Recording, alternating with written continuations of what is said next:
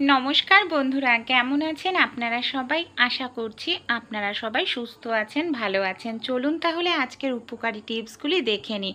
প্রথম যে টিপসটি শেয়ার করছি বন্ধুরা, এখানে আমি 2 চামচ পরিমাণ সরিষার তেল একটু গরম করে নিয়েছি।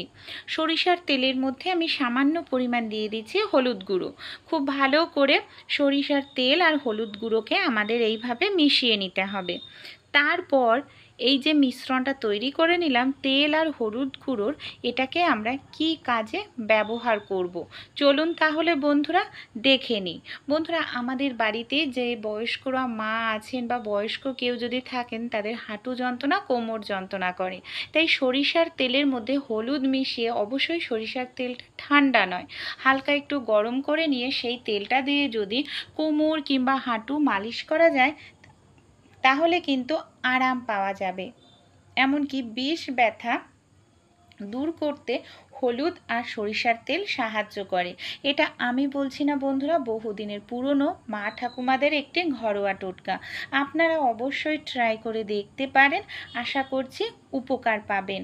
চলুন পরের টিপসটি আমরা দেখে নিই।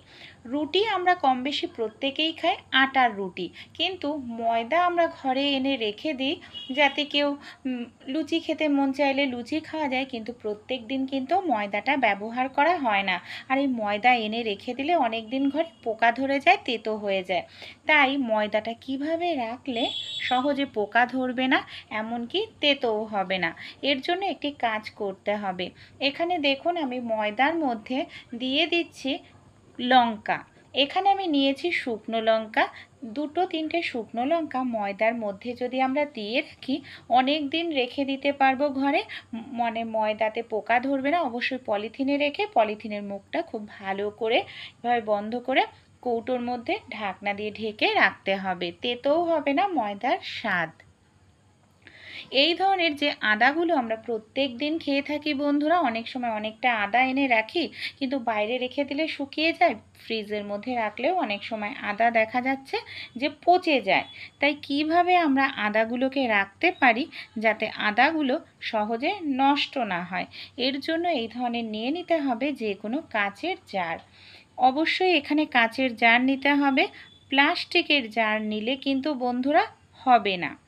এই কাচের জারে আমি নর্মাল জল দিয়ে দিয়েছি, এই জলের মধ্যেই দেখুন আমি এখানে দিয়ে দিচ্ছি আদা।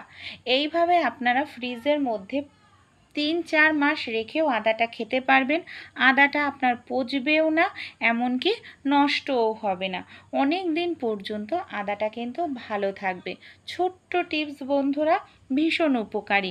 আবারও বলছি বন্ধুরা, এই আদাটা কিন্তু প্লাস্টিকের কোনো কৌটোর মধ্যে রাখা যাবে না, ফ্রিজে কাচের কৌটোতেই রাখলেই ভালো থাকবে।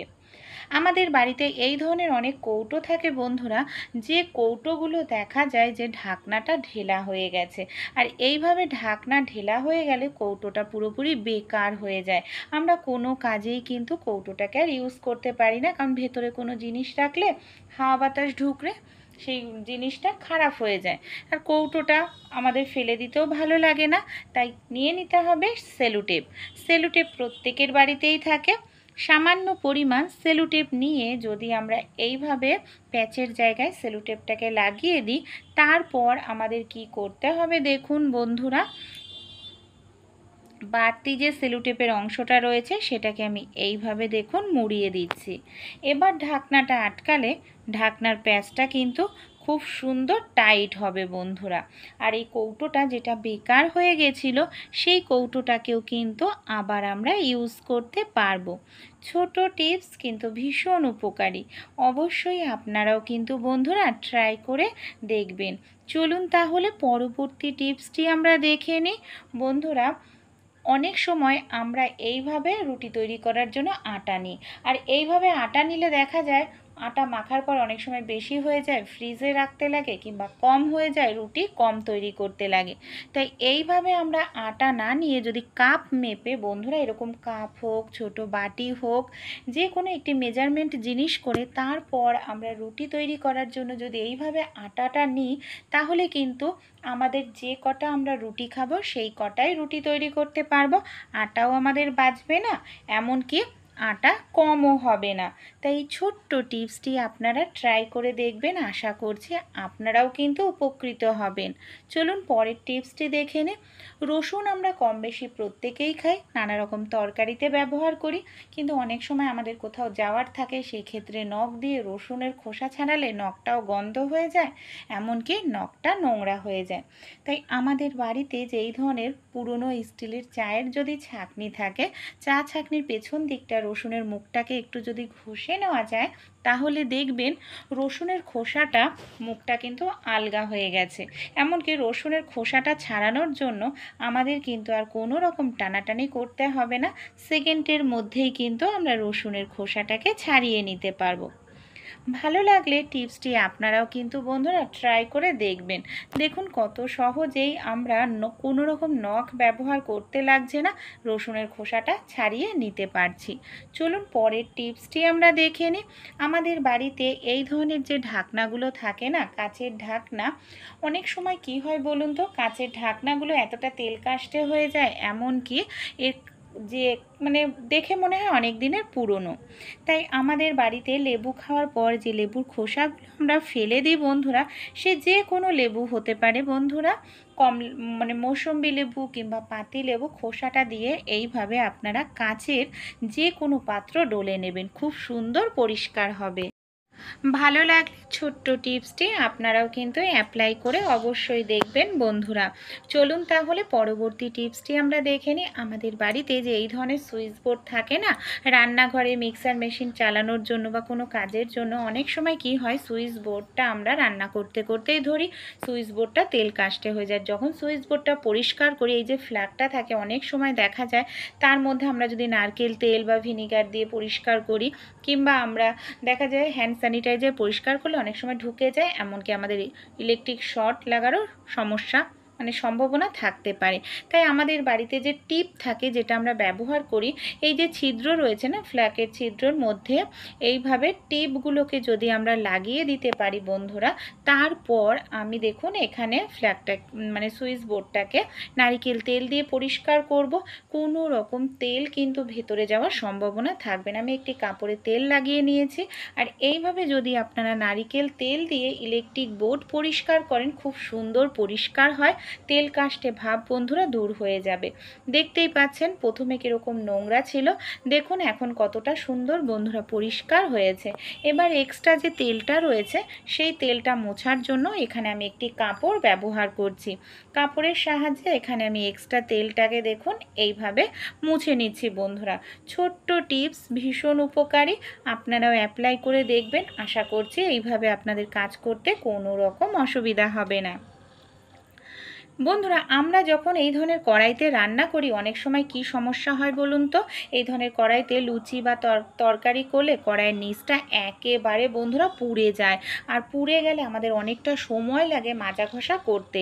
তাই ছোট্ট একটি টিপস অ্যাপ্লাই করে আমাদের ঘষা মাজার ঝামেলাটা আমরা অনেকটাই কমিয়ে ফেলতে পারবো। দেখুন বন্ধুরা এখানে আমি নিয়ে নিচ্ছি সাবান। সবার প্রথমে আমাদের হালকা ভেজা হাতে কড়াইটাকে এইভাবে একটু ভিজিয়ে নিতে হবে। তারপর এখানে আমি নিয়ে নিচ্ছি বাসন মাজার সাবান বা নর্মাল গায়ে মাখার সাবান, ছোট টুকরো হয়ে গেলে এটাকে আমরা ফেলে দিই। এই সাবানগুলো নিয়েও আপনারা এই কাজে ব্যবহার করতে পারেন। কড়াইয়ের পেছন দিকটায় দেখুন খুব ভালো করে আমাদের এইভাবে সাবানটাকে লাগিয়ে নিতে হবে। এইভাবে আমি খুব ভালো করে সাবানটাকে লাগিয়ে নিচ্ছি। যে কোনো সাবান, আমি প্রথমেই বললাম, হয় বাসন মাজার সাবান, নয় নর্মাল যে গায়ে মাখা সাবানগুলো ছোট হয়ে যায় সেগুলো লাগিয়ে নিলাম। এবার আমি আপনাদের রান্না করে লাইভ রেজাল্টও দেখাবো বন্ধুরা, যে কড়াই যেরকম প্রথমে পরিষ্কার ছিল সেরকমই কিন্তু কড়াইটা আমার সুন্দর পরিষ্কার থাকবে। জাস্ট নর্মাল জল দিয়ে আমরা কড়াইটা ধুয়ে নিলেই আমাদের হয়ে যাবে, কোনো রকম আমাদের এখানে কড়াইটা মাজা ঘষা করার প্রয়োজন পড়বে না। দেখুন কড়াইয়ের মধ্যে আমি রান্না করছি, তাই অবশ্যই তো তেলটা নিচে যখন নাড়াচাড়া করব, তেলটা তো আমাদের নিচের দিকে চুইয়েই পড়বে বন্ধুরা, কিন্তু তা সত্ত্বেও কড়াই থাকবে পরিষ্কার। দেখুন বন্ধুরা, এখানে আমি তরকারি আপনাদের রান্না করে দেখাচ্ছি। আপনারা কিন্তু যদি কোনো লুচি ভাজেন, কচুরি ভাজেন, ভাজাভাজি করতে পারেন, তাও কিন্তু কড়াই পুড়বে না। দেখুন এইভাবে আমি রান্না করার পর কড়াইটা দেখতে পাচ্ছেন তেল কিন্তু চুইয়ে পড়েছে, তাও আমি নর্মাল জল দিয়ে আপনাদের ধুয়ে দেখাচ্ছি। কোনো রকম আমি এখানে স্কচব্রাইট বা সাবান ব্যবহার করব না। কড়াইটা প্রথমে যেরকম পরিষ্কার ছিল, দেখুন নর্মাল জল দিয়ে ধুয়ে নেওয়ার পরও বন্ধুরা কড়াইটা আমার সেরকমই পরিষ্কার রয়েছে। ছোট্ট টিপস, ভীষণ উপকারী, আপনারাও অবশ্যই ট্রাই করবেন, আশা করছি উপকার পাবেন। পরবর্তী যে টিপসটি শেয়ার করব কাপ নিয়ে। অনেক দিন ধরে কাপে চা খেতে খেতে কাপ থেকে না অনেক সময় দুর্গন্ধ বের হতে থাকে। নর্মাল সাবান দিয়ে পরিষ্কার করলেও দেখা যায় পরিষ্কার হয় না। তাই এই ধরনের কাপগুলো দুর্গন্ধ দূর করার জন্য একটি কাজ করতে পারেন। এখানে আমি তাওয়াটা গরম করে নিচ্ছি, রুটি তৈরি করার তাওয়া, বা আপনারা তাওয়াটা নাও গরম করে নিতে পারেন, রুটি করার পরও এই কাজটি করতে পারেন। আপনারা হালকা তাওয়াটা গরম করে কাপগুলোকে তাওয়ার উপরে দিয়ে রাখুন উপর করে। এইভাবে দেখবেন হালকা গরমেই কিন্তু যে দুর্গন্ধ হয় কাপের মধ্যে, সেই দুর্গন্ধটা চলে যাবে, আপনাদের কাপ একেবারে ফ্রেশ পরিষ্কার হয়ে যাবে।